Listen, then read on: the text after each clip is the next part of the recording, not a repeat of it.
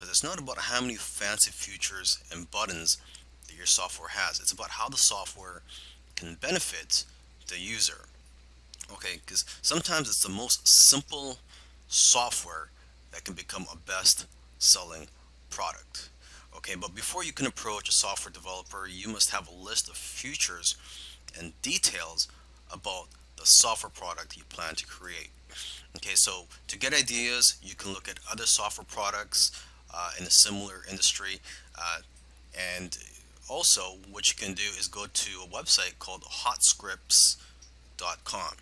And this site includes programs and scripts in every popular programming language. So, this is a great way for you to get familiar with the different types of software out there. And you could also read the reviews for the various software products on that site. And basically, the more knowledge that you have, the better the software you can have developed. When you're working with your programmer, you have to be very clear on what you want and be specific with the details. So you have to make sure you've done your research already before you hire someone to start working on your project. Okay, and you should also find out how long after they finish creating your software will they be able to fix any bugs. So, in my opinion, it should be at least 6 months after they've completed the software, where they could still fix anything that's wrong with your software. Another thing you want to do when you're creating a software product is not to just outsource everything to the programmer and then just be hands off. I mean, you really have to get involved and get your hands dirty if you really want this to be a successful software product. Okay, and instead of just telling them to just create your software product, you should break it down into smaller tasks so that it's easier to work on, and it'll be better for you to basically monitor the progress of your software product. Okay, so for example, you can have weekly or bi-weekly tasks or goals for them to complete to make it easier for you to manage this project.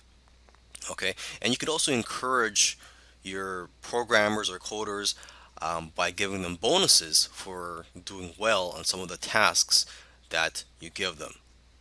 Okay, and you also want to let your programmers know ahead of time what your budget is so they know what to expect. And so, with that being said, you shouldn't pay by the hour because it's hard to track the actual hours that they work, and that only encourages people to take their time on your project. I've been an internet marketer for several years now. One thing I've noticed is that a lot of the marketers that create software products are the ones that end up having seven figure businesses. So that's one of the reasons why you want to get into the software business. I'm not saying that you're going to have a seven figure business or a six figure business, but it is a very lucrative industry. Software products, they have a higher perceived value than all other forms of digital products such as ebooks, video courses, audiobooks, etc.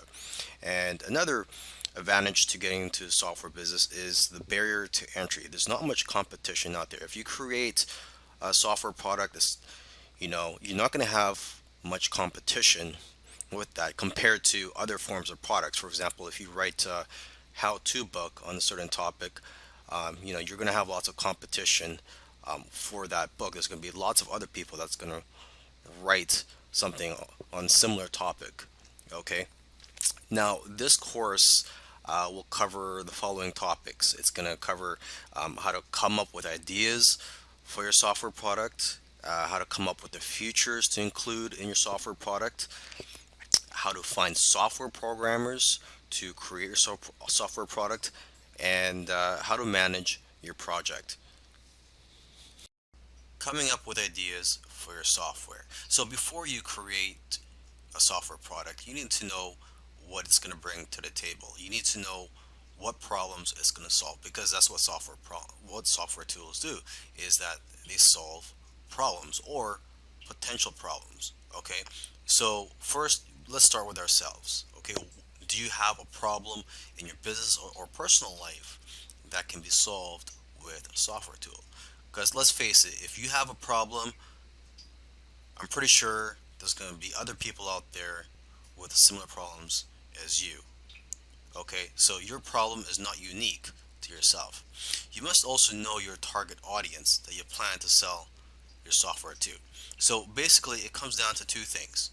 Okay, consumers have a particular problem that needs to be solved, and two, they are looking for something that will make their life easier.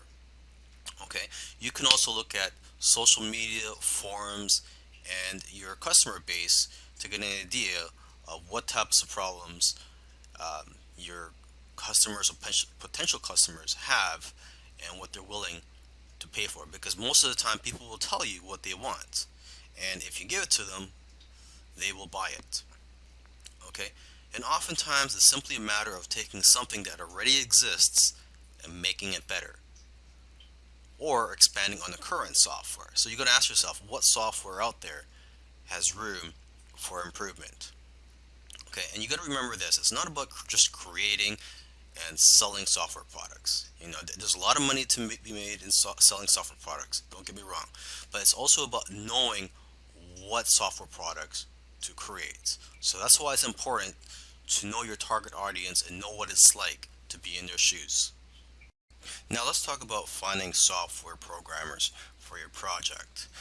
Now there are various sites that you can go to find programmers where they will bid on your projects, and you can select the programmers based on the best price. But remember, you have to also make sure to select programmers based on their skills and how well you feel comfortable working with them. Okay, so I've listed a few sites, the most popular sites where you can find programmers. There's rentacoder.com, elance.com, scriptlance.com, and guru.com. And you can also go to coding forums or other types of forums where programmers hang out to find people that are passionate about creating software products. Okay, so now when you visit these sites where programmers could bid on your projects, you have to know how to present your project. So make sure to first view how other people are listing their projects and how they are describing them on these sites. Okay, and you have to also be very careful. You don't want to give out too much information about your project because you don't want people stealing your ideas. So when you first post a project, the information that you should reveal at first is what is needed for the programmer to know if your software product is something that they are qualified to work on.